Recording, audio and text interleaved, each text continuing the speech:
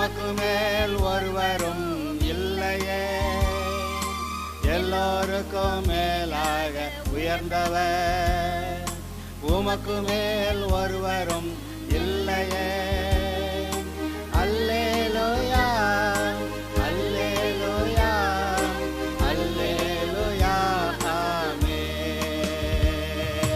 அல்லேலூயா, அல்லேலூயா, அல்லேலூயா, ஆமென். ஒருவரால் சிருஷ்டிக்கப்படாமலே தாமாக என்றென்றும் இருப்பவர். இப்பொழுது கூட 2 தீமோத்தேயு புஸ்தகத்தை படித்து கொண்டிருக்கிறோம். விசேஷமாக 2 தீமோத்தேயு புஸ்தகம் கர்த்தராகிய இயேசு நிமித்தம் சுவிசேஷத்துக்காக நாம் பாடு அனுபவிக்க வேண்டும் என்பதை பற்றி சொல்லிக் கொண்டு வருகிறது. அதை நாம் சற்று கவனிக்க வேண்டும். சுவிசேஷம் என்றால் நற்செய்தி. பாவம் தொலைகிறது, நம்ம பரலோகம் போகிறோம். அது பெரிய நற்செய்தி. அதை விட நற்செய்தி உலகத்தில் யாருக்கு இருக்குது? என்ன இருக்குது? நம்ம இன்றைக்கி எல்லோரும் செத்து நரகந்தாங்க போகணும் அப்படின்னா பாவத்தை தொலைக்க முடியல, சாபத்தை தொலைக்க முடியலை. என்ன செய்கிறது? நரகந்தானே போகணும் அப்படிங்கிற ஒரு நிலைமை இருக்குமானா நற்செய்தி எது? பரலோகம் போகலாம். ஒன்றும் இல்லை, இந்த இயேசு என்னோடய பாவங்களுக்கு பரிகாரம் செஞ்சுருக்கிறாரு, நான் அவரை ஏற்றுக்கிறேன் அப்படின்னு சொன்னால் போதும், ரட்சிக்கப்பட்டுறோம். பாவத்தின் பிடியிலிருந்து, சாபங்களிலிருந்து, நரக ஆக்கினிலிருந்து மீட்கப்படுகிறோம். அது பெரிய ஆசீர்வாதம். ஆனால் ரட்சிக்கப்பட்டு வந்த பிறகு இந்த பிசாசு என்ன பண்ணுறான்? மறுபடியும் எதையாவது பாவ இச்சைகளை தூண்டி ஏதாவது ஒரு விதத்தில் நம்மளை இழுத்து கொண்டு போய் அங்கே சேர்த்துறணும், நரகத்தில். இந்த யாம் பெற்ற இன்பம் பெருகைய வையகமா அவன் இப்போ நம்ம பெற்ற இன்பத்தை உலகமெல்லாம் பெற்றுக்கொள்ளணும்னு நம்ம சுவிசேஷம் அறிவிக்கிறான். நான் பெற்ற இன்பத்தை எல்லாரும் பெறட்டும், சந்தோஷத்தை, பரலோகத்தை பெற்றுக்கொள்ளட்டும் நம்ம சுவிசேஷம் அறிவிக்கிறான். ஆனால் அவன் பிசாசு நான் பெற்ற இன்பத்தை எல்லாரும் பெறட்டும்னா அவன் எல்லாரும் இழுத்து கொண்டே நரகத்தில் தள்ளுறேங்கிறான். நம்ம எச்சரிக்கையாக இருக்கணும். அப்போஸ்தலனாகிய பவுலும் சரி, இயேசு கிறிஸ்துவோடைய சீஷர்களும் சரி, அவர்கள் தங்களுடைய வாழ்க்கையிலே எவ்வளவு பாடுகளை சந்தித்தார்கள் என்று நீங்கள் நினைத்து பார்க்க வேண்டும். இயேசு கிறிஸ்துவோடைய காலத்திலேயே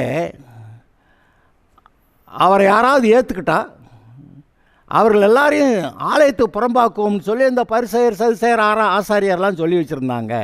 அதனால தான் கூடனாக இருந்து கண் திறக்கப்பட்டவனுடைய பெற்றோர் என்ன சொன்னாங்க? அவன் வயதுள்ளவனாக இருக்கான், அவனே கேளுங்க, அவனுக்கு எல்லாம் சொல்லுவேன் அப்படின்ட்டாங்க. ஏன்னா தங்களை ஆலயத்துக்கு புறம்பாக்கிடுவாங்கன்னு பயந்து அவங்க அப்படி சொல்லிட்டாங்க. அப்போ இயேசு கிறிஸ்து காலத்தில் இருந்த பிரச்சனையை பாருங்கள். இயேசு கிறிஸ்து மரித்து உயிர்த்தெழுந்த பிறகு சபைக்கு பெரிய துன்பம் உண்டாயிற்று. யார்? நம்ம பிரகஸ்பதி. யார்? பவுல். சபையை துன்பப்படுத்தி கொண்டிருந்தான்னு இருக்குது. ஸ்தேவானை கொலை செய்தான்னு போட்டிருக்கு. அதனால் எருசலேமில் இருந்த எல்லா விசுவாசிகளும் சிதறப்பட்டு போய் அவங்க போய் இருந்த இடங்களில் சுவிசேஷத்தை அவர்கள் பிரசங்கித்தார்கள்னு எழுதியிருக்கு. அதில் தான் பிலிப்புங்கிற ஒருத்தன் போய் சமாரியாவிலிருந்து அவன் பிரசங்கித்து கொண்டிருந்தான். அங்கே அந்த அற்புதங்கள்லாம் பார்த்துட்டு பேதுருவும் இன்னொரு ஆளும் போய் அங்கே என்ன நடக்குது பார்க்கலான்னு சமாரியாவில் போய் பார்க்க போனாங்கன்னு வாசிக்கிறீங்க. அப்போ இயேசுவுக்கு பிறகு அப்போஸ்தலர் காலத்தில் அவ்வளோ பெரிய உபத்திரவங்கள் இருந்துச்சு. அப்போஸ்தலர்கள்லாம் எப்படி மரித்தாங்க? யோவான் தவிர, சுவிசேஷகனாகிய யோவான், இயேசு கிறிஸ்துவோடைய அன்பான சீஷன், அந்த யோவான் தவிர மற்ற எல்லாரும் ஒரு விதத்தில் கொலை செய்யப்பட்டிருக்கிறார்கள். யோவான் மட்டும்தான் இயற்கையாக மரித்தவன். மற்றபடி எல்லாரும் அவர்கள் சாட்சி நிமித்தம் கொலை செய்யப்பட்டார்கள். பேதுரு தலைகளாக சிலுவையில் அறையப்பட்டான். பவுல் கூட அவன் ரோமனாக இருந்தபடியால் அவனை சிலுவையில் அறையலையாம். மற்றபடி அவனை சிலுவையில் அரைஞ்சிருப்பாங்க. ஏன்னா ரோமர்களுடைய ஆட்சியில் அவனுக்கு அந்த மரணம் வருகிறது. அவன் ரோமனாய் பிறந்தவன், ரோமர்கள் அப்படி சிலுவையில் அறைய முடியாதுன்னு அவங்க ஒரு சட்டம் வச்சுருந்தாங்க. அதனால் அவங்கள அந்த பவுலை வந்து சிலுவையில் அறைஞ்சு கொள்ள, மற்றபடி கொண்டாங்க. அப்போ இயேசுடைய சீஷர்கள் எல்லாருக்கும் இதான் பாடுன்னா, ஒரு விதத்தில் நாம் நம்முடைய சுயத்துக்காக மரிக்கிற அவசியம் வருகிறது. சுயம், நான், எனக்கு, இது, நான் இப்படித்தேன், அந்த சுயம், நான் எனக்கு இதெல்லாம் வேணும். நிறைய பேர் சொல்லுவாங்க, சொத்து போகிற எனக்கும்மா, நான் உயர்ந்தவன், நான் மேலானவன். ஆனால் கிறிஸ்துவ நிமித்தம் எல்லாவற்றையும் இழந்து போக வேண்டிய ஒரு நேரம் வருகிறது பார்த்தீங்களா? அது பெரிய பணக்காரனாக இருப்பான். இப்போ பவுலை எடுத்துக்கங்க, அவன் கூடாரம் செய்கிற தொழில் செய்தான். ரோமர்களுடைய காலத்தில் கூடாரத்துக்கு பெரிய டிமாண்டு. ஏன்னா எல்லா ரோம போர் சேவர்களுக்கும் கூடாரம் வேணும். அவங்க நாடு நாடாக போவாங்க, போகிற வழியில் கூடாரத்தையும் எடுத்துகிட்டு போவாங்க. அவங்களுக்கு தேவையான சாப்பாடு, துணிமணி, இந்த கூடாரம் எல்லாம் அவங்க கொண்டு போகணும். அதனால தான் ஒருத்தன் உன்னை 1 மைல் தூரம் வர பலவந்தம் பண்ணால் நீ அவனுக்கு 2 மைல் தூரம் கொண்டு போய் கொடு அப்படின்னு ஏசு சொல்கிறாரு. எதுக்கு 1 மைல் தூரம் வர பலவந்தம் பண்ணுறான்? இந்த ரோம சேவகர்கள் வந்து இந்த சாப்பாடு, கூடாரம் இது எல்லாத்தையும் தூக்கிட்டு எங்கேயோ போகணும், அங்கே ஆர்டர் வருது, இந்த நாட்டுக்கு போ, அங்கே யுத்தம் பண்ணணும் அப்படின்னு சொல்லி. அதனால் அங்கே இருக்கிறவன் பிடிச்சது, 1 மைல் தூரம் கொண்டு வந்து கொடு அப்படின்னு சொல்லுவான். அப்புறம் அங்கிட்டு போனோம், இன்னொருத்தனை பிடிச்சி 1 மைல் தூரம் கொண்டு வந்து கொடு அப்படிமா, போய் சேர்ந்துருவானுங்க. அப்போ அப்படி கூடார தொழில் செய்கிற அந்த பவுலோட வீட்டார் அவங்க நல்லா எப்படி சம்பாதிச்சிருப்பாங்கன்னு பாருங்கள். அவனுக்கு திடீர், அது மட்டும் இல்லை, பரிசெயர்கிட்ட, சதுசெயர்கிட்ட, ஆசாரியர்கள்ட்ட நல்ல பேர் அவனுக்கு. நல்ல பயங்கரமான பரிசெயன்.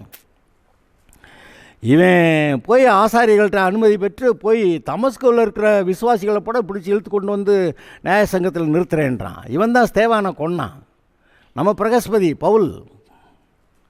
ஆனால் ரட்சிக்கப்பட்ட பிறகு ஜீவன் தப்போ ஓடிக்கிட்டு இருக்கிறான். தமஸ்குவில் இருந்து ஒரு கூடையில் வச்சு மதிலுக்கு அப்புறமா இறக்கி விட்டாங்களாம், ஓடி போயிட்டான்னு போட்டிருக்கு. ஆக இவன் பரிசேயனாக இருக்க வரைக்கும் சபையை துன்பப்படுத்தினான்.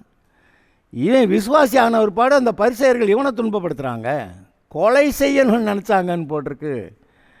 அப்போ இந்த உலகத்தில் இருக்கக்கூடிய மனிதர்கள், உலகம் விசுவாசிகளை மாத்திரம் டார்கெட் பண்ணுது, அதை அவர்களை ஒழிக்கணுங்குது. மோசே நல்ல ஒரு ஊழியக்காரனாக வந்து அவன் எகிப்து தேசத்திலிருந்து இஸ்ரவேலரை விடுவித்து கூட்டிகிட்டு போயிடுவான் அப்படின்னு அவங்க ஜோசியக்காரன் எவனும் சொல்லியிருக்கிறான் பார்வோனுக்கு.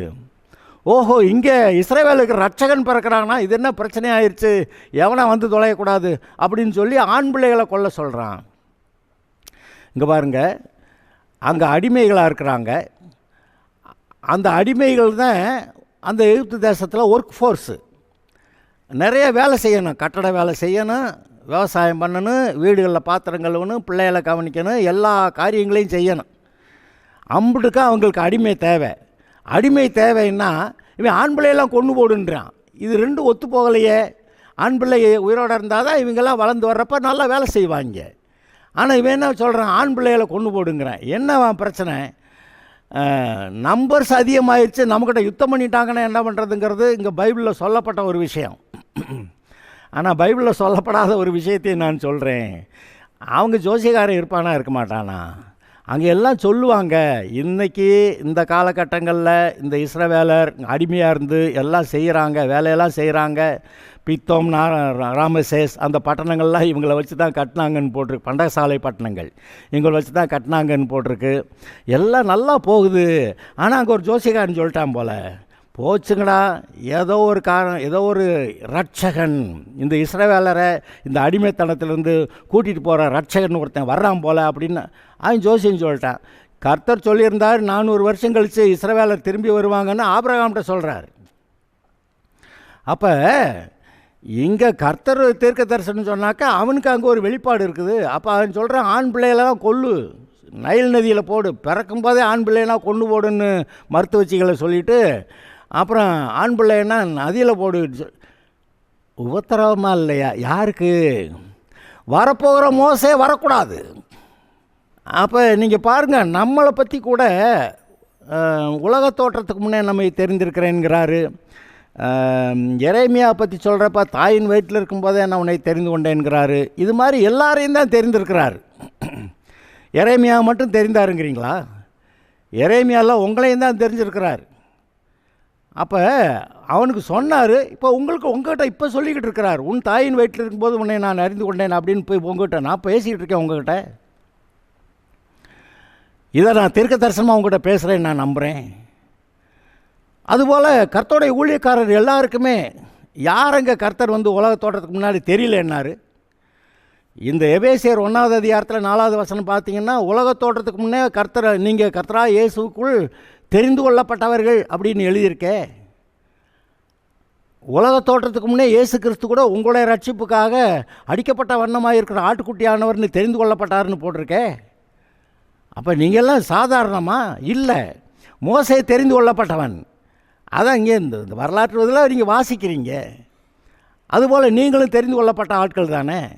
நீங்கள் உங்களுடைய வாழ்க்கையில் தேவனுக்கென்று எப்படி சாட்சியாக இருந்து எப்படி நீங்கள் ரட்சிப்புக்குள்ளே நிலை நிற்கணும், நீங்கள் ஒரு கூட்டம் ஜனங்களை எப்படி ரட்சிப்புக்குள்ளே நடத்தணும் அப்படிங்கிறத பற்றி கர்த்தர் ஒரு திட்டம் வைத்திருக்கிறார், தீர்மானம் வைத்திருக்கிறார். உங்களை பற்றி ஒரு நோக்கம் வைத்திருக்கிறார், ஒரு லக்கு வைத்திருக்கிறார்.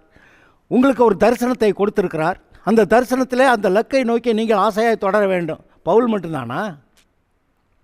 பவுல் மட்டும்தான் அவனுக்கு லக்கு இருக்குது, ஆசையாக தொடர்றானா? அதெல்லாம் எதுக்கு எழுதியிருக்கு? இன்றைக்கி நீங்களும் நானும் நமக்கு வைத்திருக்கிற லக்கு, நமக்கு கொடுத்துருக்கிற அந்த தரிசனம்.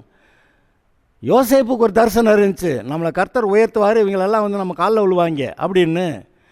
அதனால் இடையில் வந்த எல்லா போராட்டங்களில் இவனை பிடிச்சி குழிக்குள்ளே போட்டாங்க. அப்புறம் கூட மீதியானியர்கள் எகிப்துக்கு போனாங்களே, அவங்ககிட்ட விற்றுப்பிட்டாங்க. அங்கே போய் அடிமை சந்தையில் விற்கப்பட்டான். அங்கே போத்திபார்ட்ட போய் அடிமையாக இருக்கிறான். அங்கே ஒருத்தி வர்றா இவன் மேலே கண் போட்டுன்னு. அதெல்லாம் தப்பி போகலான்னு பார்த்தாக்கா ஜெயிலுக்கு போகிறான். ஜெயிலில் போய் கர்த்தர் மறந்துட்டாரோன்னு நினச்சானோ இல்லைவோ, அந்த மாதிரி ஒரு நிலைமை அங்கே இருக்குது. நீ நல்ல நிலைமைக்கு வர்றப்ப என்னை நினச்சிக்க, எனக்காக பேசுன்னு அந்த யோசேப்பு சொல்லி விடுறான். அந்த பானபாத்திரக்காரன் அங்கே போய் மறந்துட்டானா.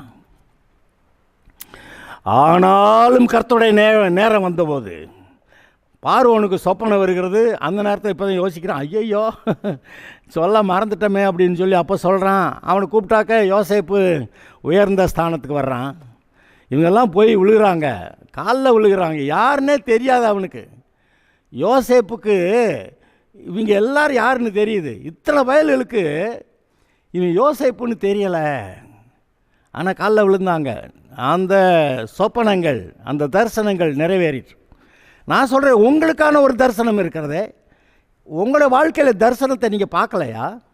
தரிசனம் இல்லாத இடத்துல ஜனங்கள் சீர்கட்டு எழுதியிருக்கேன்.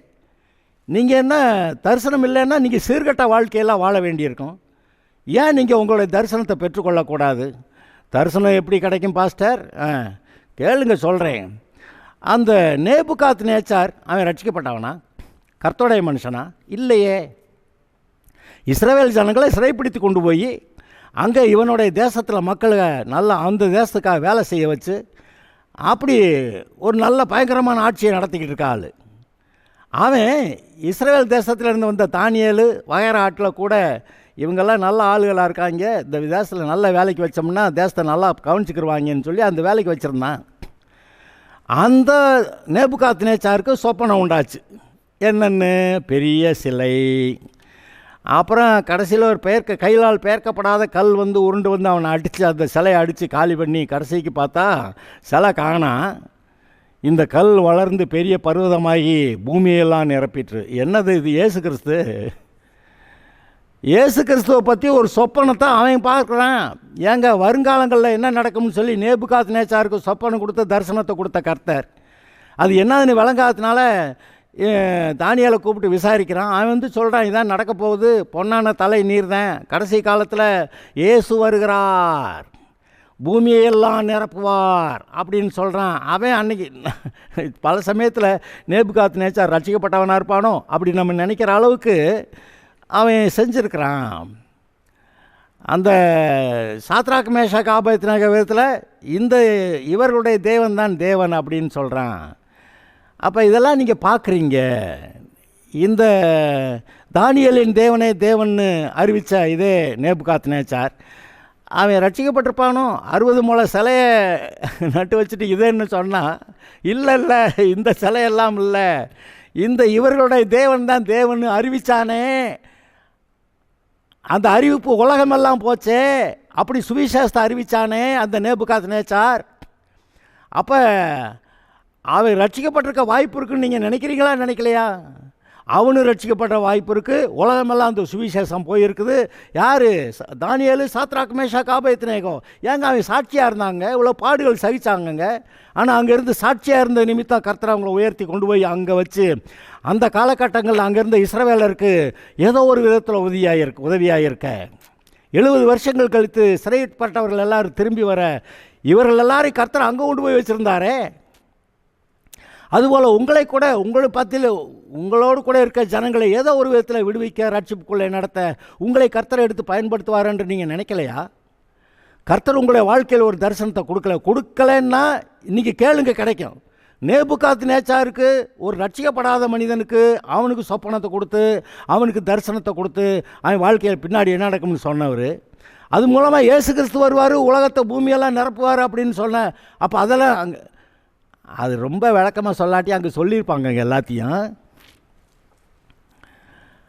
அப்போ அந்த ஒரு காரணத்து நிமித்தம் நேபுகாத்நேச்சார் சொன்னானா, நான் என்னுடைய மகிமை பிரதாபத்துக்காக நான் கட்டின மகாபாபிலோன். அதுக்கு முன்னாடியே தானியேல் சொல்லியிருந்தேன், இப்படியெல்லாம் பெருமைப்படக்கூடாது, பெருமைப்பட்டால் ஏதாவது கேடு வந்துடும் அப்படின்னு சொல்லியிருந்தேன். அதெல்லாம் கவனமாக இருந்தானா.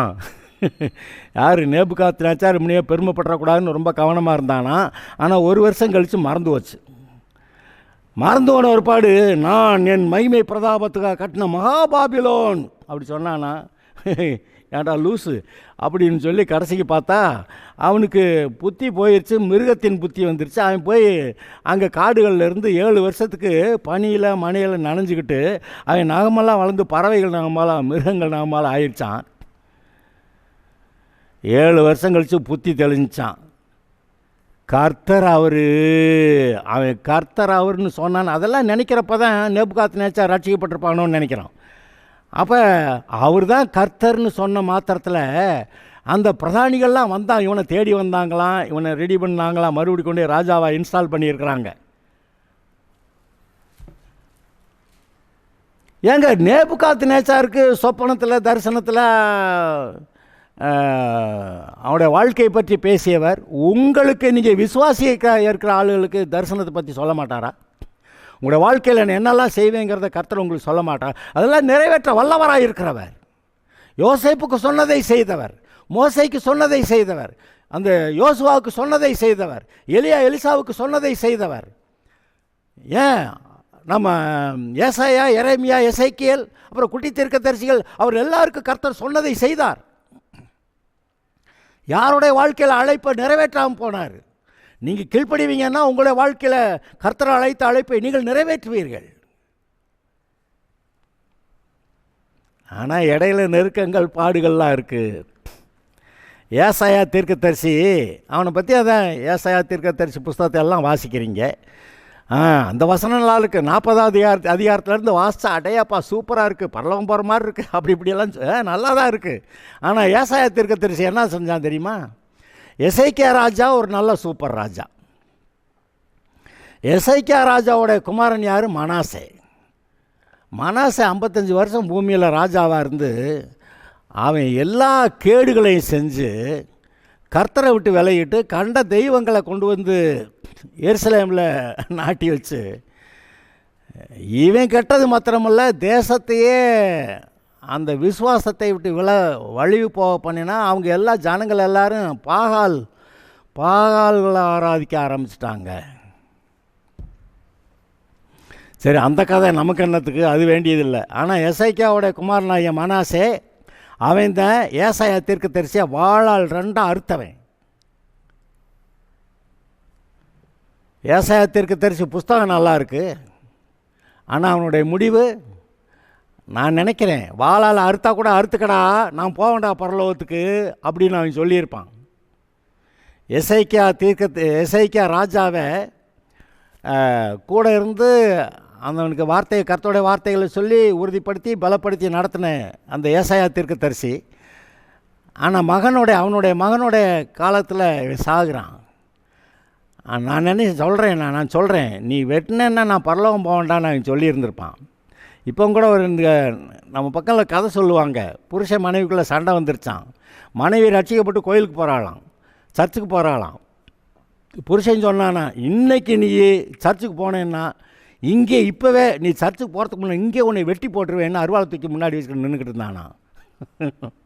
அப்போ அந்த மனைவி சொன்னாலாம், இந்தாயா நீ என்னை போக விட்டேன்னா போயிட்டு சர்ச்சுக்கு போயிட்டு திரும்பி வந்து உனக்கு சமைச்சு சாப்பாடு போடுவேன். என்னை போக விடாமல் வெட்டுனேன்னா நேராக பரலோகம் போயிடுவேன், நீ வந்து ஜெயிலுக்கு போவேன் அப்படின்னு சொன்னாலாம். சனியம் பிடிச்சவா அப்படின்னு சொல்லிட்டு அருவாளை தூக்கி போட்டு உட்காந்துருந்தாங்கண்ணா. You have to be bold. எதிர்ப்புகள் வரும், மரணத்துக்கு பயப்படக்கூடாது. மரணத்துக்கு பயப்படுறவன் இந்த மாதிரி யுத்தத்துக்கு போகிற அந்த சேனையிலெல்லாம் போய் பேர் எழுதிக்கிற மாட்டான். இது கிறிஸ்தவ வாழ்க்கை ஒரு ஆவிக்குரிய போராட்டம். பவுல் சொல்கிறான், நான் இப்பொழுதே பானபலியாய் வார்க்கப்பட்டு போகிறேன், நான் தேகத்தை விட்டு பிரிந்து போகிற காலம் வந்தது. நல்ல போராட்டத்தை போராடினேன், ஓட்டத்தை முடித்தேன், விசுவாசத்தை காத்துக்கொண்டேன். இது முதல் ஜீவ கிரீடம் எனக்காக வைக்கப்பட்டிருக்கிறது. நீதியுள்ள நியாயாதிபதியாகிய கர்த்தர் நாளில் அதை எனக்கு தந்தருள்வார். எனக்கு மாத்திரமல்ல, அவர் பிரசன்னமாதலை விரும்பும் யாவருக்கும் அதை தந்தருள்வார் அப்படின்னு சொல்கிற பவுல் தீமோத்தேயுவை பார்த்து என்ன சொல்கிறான்னு நினைக்கிறீங்க? நீயோ தேவனுடைய மனுஷனே, இவைகளை விட்டோடி நீதியையும் தேவபக்தியையும் விசுவாசத்தையும் அன்பையும் பொறுமையும் சாந்த குணத்தையும் அடையும்படி நாடு. என்னத்தை? சாந்த குணத்தை. கோபம் தான் வருது, ஆத்திரம் தான் வருது, இவங்க பேசலாம் கேட்டால். ஆனால் சாந்த குணத்தையும் அடையும்படி நாடு. விசுவாசத்தை நல்ல போராட்டத்தை போராடு, நித்திய ஜீவனை பற்றிக்கொள், அதற்காகவே நீ அழைக்கப்பட்டாய் அப்படி சொல்லியிருக்குது. ஆக இந்த அழைப்பு கர்த்தராகிய இயேசுவுக்காக வாழ்க்கையை வாழுகிறது, அது போராட்டம் நிறைந்த வாழ்க்கை. ஒரு பக்கத்தில் பரிசுத்த ஆவியினால் உண்டாகிற சந்தோஷம். தேவனுடைய ராஜ்யம் புசிப்பும் குடிப்பும் அல்ல, அது நீதியும் சமாதானமும் பரிசுத்த ஆவியினால் உண்டாகிற சந்தோஷம். இருதயத்தை சந்தோஷம் நிரப்புகிறது. வெளியில் எவ்வளோ பிரச்சனை இருந்தாலும் இருதயத்தை பரிசுத்த ஆவியானவர் சந்தோஷப்படுத்துகிறார். அதனால் பரிசுத்த ஆவியில் உண்டாகிற சந்தோஷம் என்று எழுதியிருக்கிறது. ஆனால் அதே சமயத்தில் இப்படிப்பட்ட பாடுகள் எல்லாம் இருக்குது. இதற்காகவே நீங்கள் அழைக்கப்பட்டீர்கள் அப்படியெல்லாம் கூட எழுதியிருக்கிறத நீங்கள் வாசிக்கிறீங்க. இப்போ தான் நான் வாசித்தேன் உங்களுக்கு. பிரியமானவர்களே, உங்களை சோதிக்கும்படி உங்கள் நடுவில் பற்றி எறிகிற அக்கினியை குறித்து ஏதோ புதுமை என்று திகையாமல், கிறிஸ்துவின் மகிமை வெளிப்படும் போது நீங்கள் கலிகூர்ந்து மகிழும்படியாக அவருடைய பாடுகளுக்கு நீங்கள் பங்காளிகளானதால் சந்தோஷப்படுங்கள். எப்படி? அவருடைய பாடுகளுக்கு நீங்கள் பங்காளிகளானதால் சந்தோஷப்படுங்கள். திரும்ப சொல்கிறேன், அவருடைய பாடுகளுக்கு நீங்கள் பங்காளிகளானதால். பாவம் செஞ்சு பாடுபடுறது இல்லைங்க, அவருடைய பாடுகளுக்கு நீங்கள் பங்காளிகளானதால் சந்தோஷப்படுங்கள். நீங்கள் கிறிஸ்துவின் நாமத்து நிமித்தம் நிந்திக்கப்பட்டால் பாக்கியவான்கள். ஏனென்றால் தேவனுடைய ஆவியாகிய மகிமையுள்ள ஆவியானவர் உங்கள் மேல் தங்கியிருக்கிறார். அவர்களால் தூஷிக்கப்படுகிறார், உங்களாலே மகிமைப்படுகிறார்.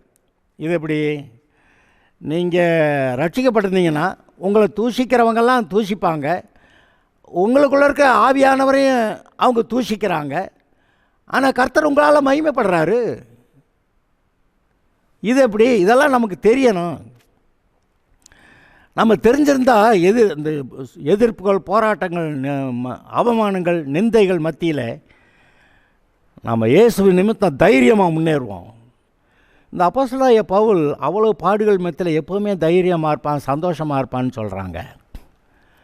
ஜெயிலில் இருந்துக்கிட்டு கூட நிருபம் எழுதும்போது சந்தோஷமாயிருங்கள் சந்தோஷமாயிருங்கள்னு மறுபடியும் உங்களுக்கு சொல்லுகிறேன் நான் எழுதுகிறான்.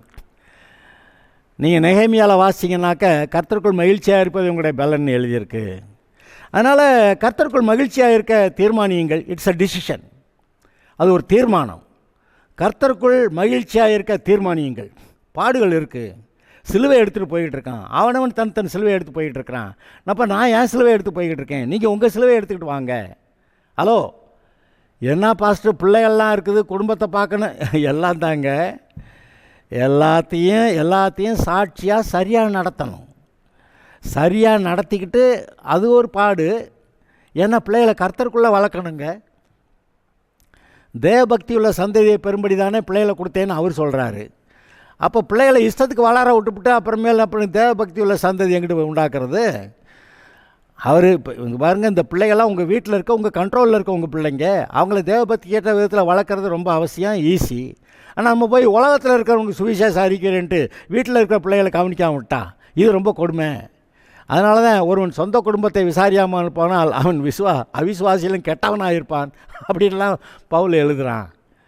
அப்போ நமக்கு ஒரு அழைப்பு இருக்குது பார்த்தீங்களா?